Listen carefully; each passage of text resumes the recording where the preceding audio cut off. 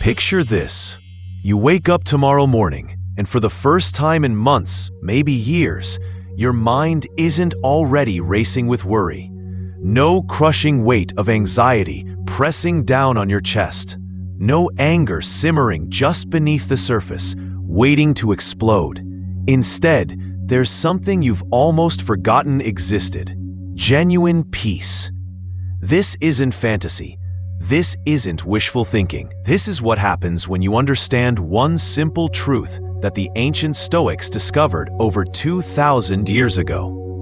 Your suffering isn't caused by what happens to you. It's caused by what you think about what happens to you. Right now, your mind might be your worst enemy, but it doesn't have to stay that way. In the next few minutes, you're going to discover 5 life-changing principles that can transform your or finally becoming free. Let me ask you something. When was the last time you chose your thoughts? Not just reacted to them, not just followed them wherever they led, but actually chose them deliberately, like selecting items from a menu? If you're like most people, the answer is probably never. We walk through life believing we are our thoughts, when in reality, we're just passengers on a runaway train driven by an unconscious mind. Here's what's really happening. Your brain produces roughly 60,000 thoughts per day. That's one thought every 1.4 seconds while you're awake. Most of these thoughts are repetitive, negative, and completely automatic. They're not you choosing. They're just mental habits running on autopilot. Think about your morning routine. You open your eyes, and immediately your mind starts its familiar soundtrack. I didn't sleep enough. I have too much to do today. What if that meeting goes badly? I can't handle this stress. Within seconds of consciousness, you've already programmed your entire day for misery. But here's the revolutionary insight. You can change the channel. The Stoic philosopher Epictetus, who spent years as a slave before becoming one of history's greatest teachers, discovered something profound. He realized that while he couldn't control his external circumstances, he had complete power over his internal response. This wasn't just philosophy, it was survival. Your mind is like a radio that's been stuck on the same station for so long, you've forgotten there are other frequencies. But once you remember how to tune the dial, you discover stations playing entirely different music. Principle 1. Become the observer, not the victim. The first step to freedom is recognizing that you are not your thoughts. You are the one listening to them. Imagine you're sitting in a movie theater. On the screen, there's a horror film playing, scenes of failure, rejection, catastrophe. Most people get so absorbed in the movie that they forget they're sitting safely in the theater.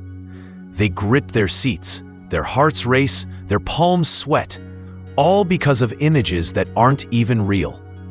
This is exactly what happens with negative thinking. Your mind projects worst-case scenarios, replays painful memories, or imagines future disasters. And you react as if these mental movies are reality. But you have a choice. You can get lost in the movie, or you can remember that you're the one watching it. You can turn your attention away from the screen and toward the fact that you're sitting safely in your seat. Try this right now. Notice whatever you're thinking at this moment. Don't judge it. Don't try to change it. Just observe it. See how there's a part of you that can watch your thoughts without being consumed by them? That observer, that's the real you. That's where your power lies. When anxiety strikes and your mind starts spinning stories about everything that could go wrong, pause and ask yourself, who is watching these anxious thoughts? The answer is always the same. The calm, aware part of you that exists beyond the mental noise. This simple shift in perspective changes everything. Instead of being the victim of your thoughts, you become their witness. Instead of drowning in the storm, you become the lighthouse, steady, grounded, unmoved by the chaos around you. Principle 2. Question the stories your mind tells. Your mind is a master storyteller, but most of its stories are fiction presented as fact. Last week, Sarah received a text from her boss. "Can we talk first thing Monday morning?" Immediately, her mind began crafting a narrative. "I'm in trouble. She's going to fire me. I must have made a terrible mistake. My career is over." Sarah spent the entire weekend in agony, replaying conversations, imagining the worst possible outcomes. Monday morning arrived. The conversation lasted 3 minutes. Her boss wanted to congratulate her on a project well done and discuss a potential promotion. All that suffering, all that fear, it existed only in Sarah's imagination. Yet her body experienced it as if it were real. Her stress hormones surged, her sleep was disrupted, her weekend was ruined, all because of the story her mind invented. The Stoics understood this tendency of the mind to leap to conclusions, to fill in gaps with worst-case scenarios. They developed a simple but powerful practice: questioning assumptions. When you notice your mind spinning a negative story, stop and ask, "Is this actually happening right now? Or am I just imagining it might happen?" Most of the time, you'll discover that your suffering is based on fiction, not facts. Your mind will try to convince you that worrying is helpful, that by imagining disasters, you're somehow preparing for them. But there's a difference between thoughtful preparation and anxious rumination. Preparation is solution-focused and time-limited. Rumination is problem-focused and endless. The next time you catch yourself spiraling into negative scenarios, try this. Write down exactly what you know to be true versus what you're assuming might be true. You'll be amazed at how little of your worry is based on actual facts. Principle 3. Reframe every challenge as growth. What if I told you that your biggest problems are actually your greatest opportunities? What if the very things that cause you the most stress are precisely what you need to become stronger? This isn't positive thinking nonsense. It's practical wisdom that has been tested by centuries of human experience. Marcus Aurelius, who ruled the Roman Empire while dealing with plagues, wars, and personal tragedies, wrote, "The impediment to action advances action. What stands in the way becomes the way." Every challenge you face is your mind's gymnasium. Just as physical exercise breaks down muscle fibers so they can rebuild stronger, mental challenges break down your old, limiting patterns so you can develop greater resilience. Consider anxiety. Most people see anxiety as purely negative, something to be avoided or eliminated. But what if anxiety is actually a signal that you're growing, that you're pushing beyond your comfort zone? What if it's your mind's way of saying, "Pay attention, something important is happening here"? The same person who feels anxious before a job interview can reframe that feeling. "My mind is activating because this matters to me. This energy can fuel my preparation and focus." Suddenly, the enemy becomes an ally. This doesn't mean you should seek out unnecessary stress or suffering. It means that when challenges inevitably arise, you can choose to see them as curriculum rather than punishment. Think about the strongest people you know. Without exception, they've all faced significant difficulties. Their strength didn't come from avoiding problems. It came from learning to navigate them skillfully. Your current struggles aren't evidence that something is wrong with your life. They're evidence that you're being invited to level up. Principle 4. Focus only on what you can control. Here's a truth that will transform your relationship with stress forever. 90% of your anxiety comes from trying to control things that are beyond your influence. The Stoics divided all of existence into 2 categories: what is up to you and what is not up to you. What's up to you? Your thoughts, your responses, your actions, your effort. What's not up to you? Everything else. Other people's behavior, the weather, the economy, the past, the future, outcomes. Most people spend their mental energy focused on the wrong category. They worry about what others think of them, stress about events that might never happen, rage about things that have already occurred and cannot be changed. This is like trying to control the wind while ignoring the fact that you can adjust your sails. Here's a simple but powerful practice. Before you waste another moment of your life worrying about something, ask yourself one question. Is this within my control? If the answer is yes, take action. If the answer is no, let it go. Your teenager is making questionable choices? You can't control their decisions, but you can control how you communicate with them and what boundaries you set. Your company is downsizing? You can't control corporate decisions, but you can control how well you perform your job and how actively you network. The weather ruined your outdoor plans? You can't control the rain, but you can control how you adapt and what you do instead.